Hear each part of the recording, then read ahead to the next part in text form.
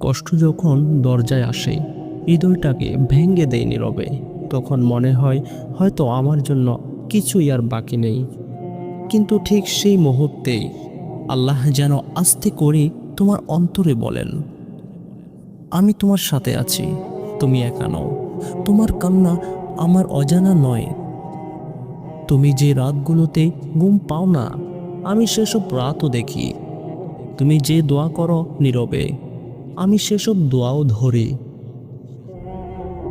মানুষ যখন প্রশ্ন করে, এত কষ্টের মাঝেও তুমি টিকে আছো কিভাবে, তখন তুমি শুধু মুচকি হেসে বলবে, আমার রব আছেন, তাই আমি হার মানি না। তুমি জানো আল্লাহ দেরি করেন, কিন্তু কখনো ভুলে যান না। তোমার ধৈর্যের প্রতিটি মুহূর্ত তিনি হিসাব করে রাখেন। আর যখন সময় আসে, তিনি এমনভাবে রিজিক, শান্তি, সুখ তোমার জীবনে ঢেলে দেন, যাতে তুমি অবাক হয়ে কেবল বলো, সুবহানাল্লাহ, এটাই ছিল আমার জন্য সেরা। তাই ধৈর্য ধরো।